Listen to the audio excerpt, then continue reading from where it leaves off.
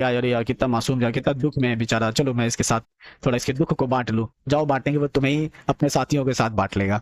Alright, so how to tell wild animals. क्या मतलब हुआ इस टाइटल का?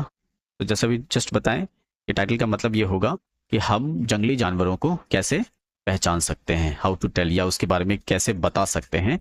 This is the meaning of this title of this poem. तो कैरोलिन वेल्स ने इस पोएम को लिखा है and she is one of the profound writers. बहुत ही सुंदर पोएट है ये। और जो इस पोएम का तरीका है लिखने का, वो बहुत ही इंटरेस्टिंग तरीका है। जैसे यहाँ पे हम देख सकते हैं, लिखा है this humorous poem suggest some dangerous ways to identify और टेल वाइल्ड एनिमल्स। तो क्या कह रहा है यहाँ पे कि ये जो ह्यूमरस पोएम है, ये सजेस्ट करता है सम डेंजरस वे, कुछ खतरनाक तरीका, टू आइडेंटिफाई, पहचानने के लिए, या पहचानने का किसको, जंगली जानवरों को। यानी जंगली जानवरों को पहचानने का कुछ खतरनाक तरीका जो है, ये पोयम सजेस्ट करता है। और किस तरीके से? ह्यूमरस तरीके से, यानी हंसी वाले अंदाज से, कॉमिकल वे में। ठीक है ना? अब कह रहा है कि रीड इट अलाउड, जोर से पढ़ना है इसको, keeping a strong and regular rhythm. तो मजबूत रिदम रखना और रेगुलर रिदम को इसमें मेंटेन करते हुए कह रहा पढ़ने के लिए। तो इसको हम कैसे पढ़ सकते हैं? चूंकि ये डेंजरस तरीका बताना है, खतरनाक तरीका, और साथ ही साथ क्या है, इक्वली ये ह्यूमरस भी है। तो इस तरीके से रीड करना है डेंजरसली कि तुम्हें हंसी भी आ जाए। It's a kind of horror comedy sort of genre. तो जैसे कुछ हॉरर मूवीज होती है ना, तुम उसको देखो तो तुम्हें डर लगेगा और डर के साथ साथ हंसी भी आएगी। जैसे वो अक्षय कुमार की मूवी थी ना, भूल भुलैया। भूल भुलैया उससे पहले थी। तो it is that kind of movie. तो उसमें यही था कि वो मोहनजोली का कैरेक्टर भूत का था। तो हॉरर मूवी थी, बट इक्वली क्या थी, कॉमेडी भी थी। तो मैं इसको मूवी के साथ रिलेट नहीं कर रहा हूँ, but I am just telling you ये किस जॉनर की पोएम आप कंसिडर कर सकते हैं। It is dangerous but equally funny, humorous. तो let's see if I will be able to read that poem in that way और नॉट। कोशिश करते हैं, चलो। तो क्या कहता है? if you if ever you should go by chance the jungles in the east, and if there should you and if there should to you advance a large and tawny beast, if it roars at you as you are dying, you'll know it is the Asian lion. Dangerous है, पर देखो तुम मुस्कुरा रहे हो। तो मतलब क्या होगा कि कोशिश की जा रही है डेंजरस बनाने की, थोड़ा टोन खतरनाक, डरावना, बट क्या हो रहा है, हंसी आ रही है। तो this is the beauty of this writing skill. ये इस कविता की सुंदरता है कि तुम डराने की कोशिश करोगे लेकिन तुम्हारा सामने वाला हंस जाएगा, है ना? तो if ever you should go by chance to jungles in the east, कभी तुम्हें मौका मिले पूर्व की तरफ जंगल में जाने का, and if there should to you advance a large and tawny beast, और अगर तुम्हारी तरफ आगे बढ़ता हुआ नजर आए कौन, एक बड़ा सा, टॉनी मतलब ब्राउन कलर कह सकते हो, बीस्ट मतलब जानवर, खतरनाक जानवर। If it roars at you as you are dying, you'll know it is the Asian lion। और वो जब तुम्हारी तरफ गुर्राए, दहाड़े, जब तुम मर रहे हो और वो तुम्हारी तरफ दहाड़ रहा हो, तब तुम्हें समझ में आएगा कि वो कौन है, एशियन लायन है। यानी कि उस शेर ने तुम्हें पकड़ लिया है, अब वो अब तुम्हें पकड़ करके दहाड़ रहा है, अब तुम मर रहे हो, तब तुमको समझ में आएगा कि वो कौन है, एशियन लायन है। This is the first stanza. Next, or if sometime when roaming round a noble wild beast greets you with black stripes on a yellow ground, just notice if he eats you. A simple rule may help you learn the Bengal tired to discern। क्या कह रहा है? और if sometime when roaming around, और जब कभी किसी समय घूमते हुए, a noble wild beast greets you।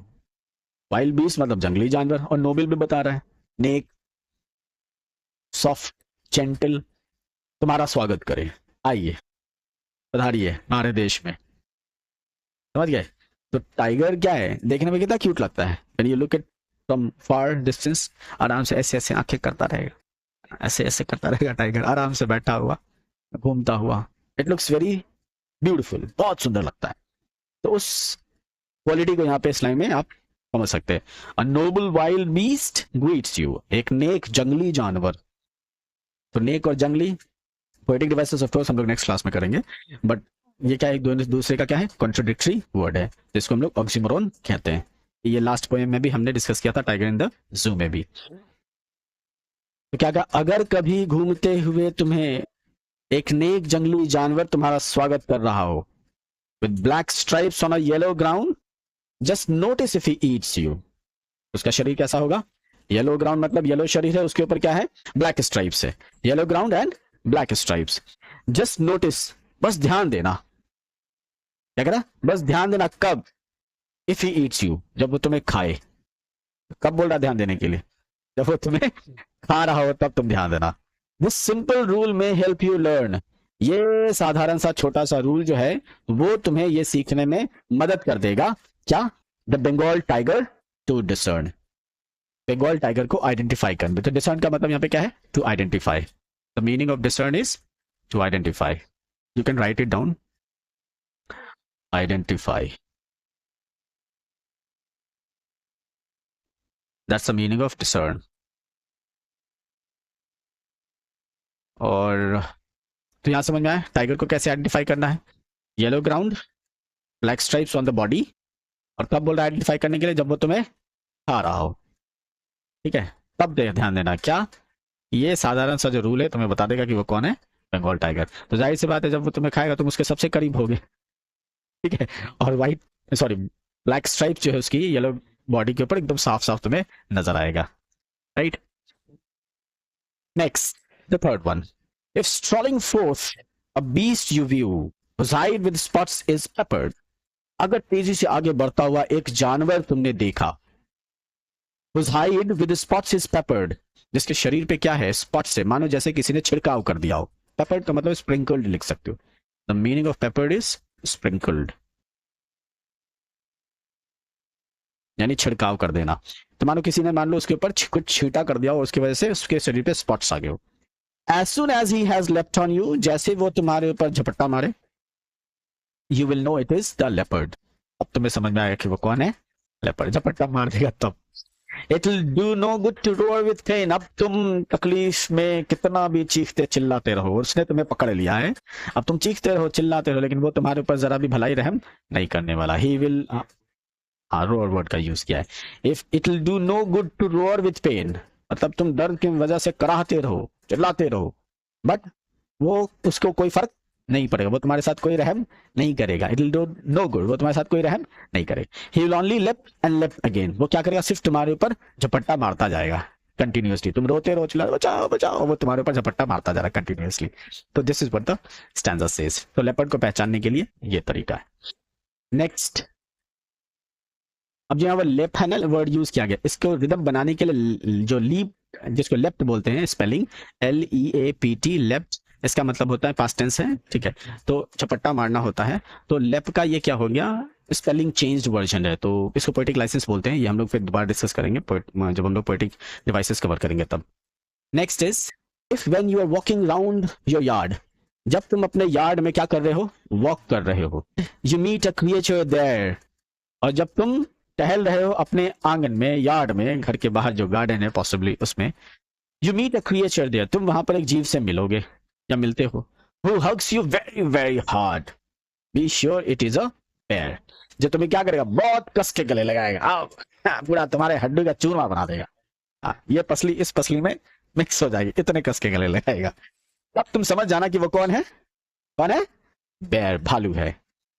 If you have any doubts, I guess, अगर तुम्हें किसी किस्म का कोई शक और शुबा है, डाउट है, he'll give you just one more caress, वो तुम्हें फिर से प्यार से जेंटल टच देगा। caress का मतलब जेंटल टच, ये सार्काज्म कह सकते हो, जेंटल टच तो नहीं देगा, फिर से कस के ही गले लगाएगा। तो that is what caress means over here, gentle touch, soft touch कह सकते हैं हम लोग यहाँ पे, जेंटल टच और सॉफ्ट टच। तो भालू को समझ जाओ कैसे, जब वो तुम्हें कस के गले लगा गया और तुम्हारी हड्डियों का जब चूरमा बन जाएगा, तब तुम्हें पता चल जाएगा कि वो कौन है, भालू है। Next is, Thou to distinguish beasts of prey a novice might non plus। मुझे ये लाइन बहुत सुंदर लगती है, इसलिए नहीं कि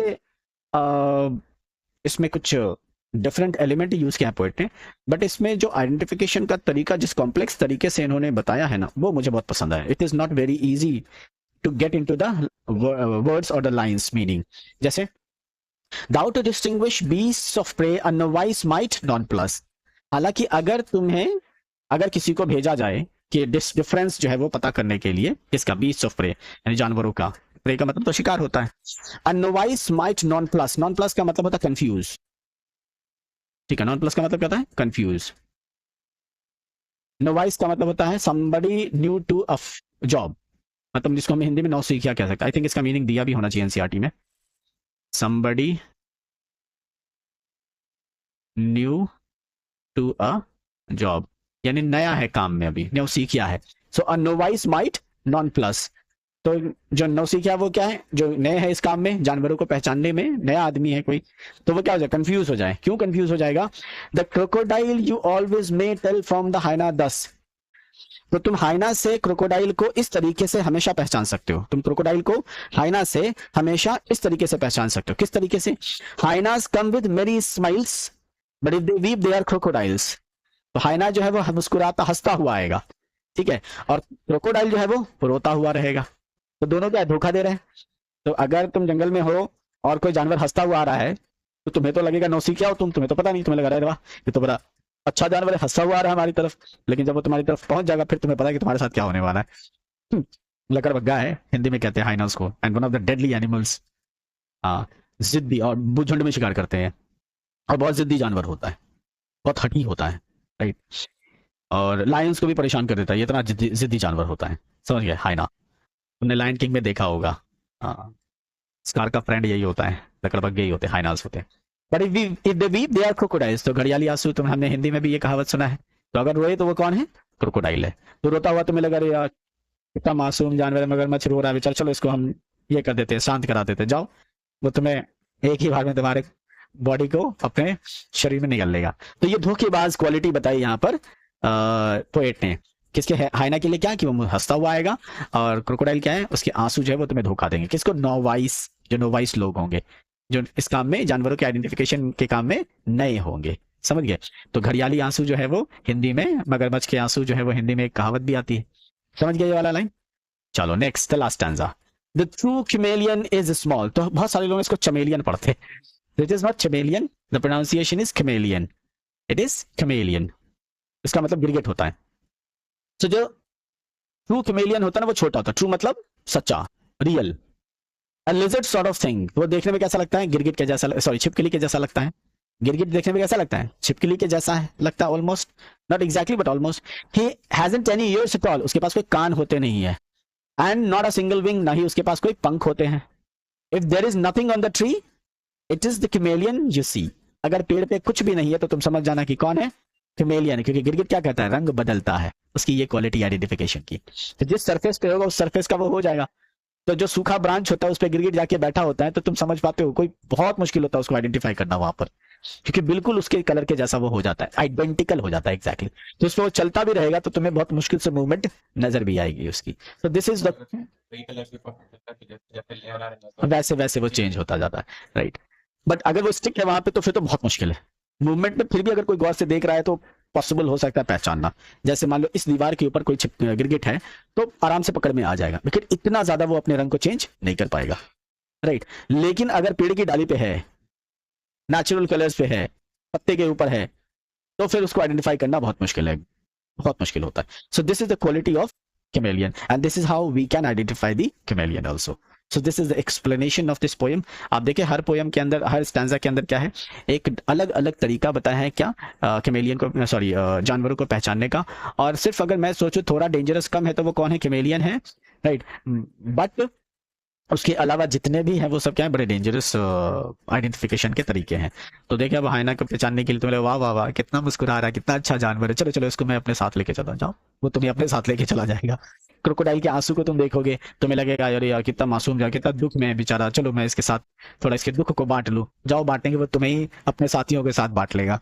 So this is what the dangerous and humorous way of identification of the different animals.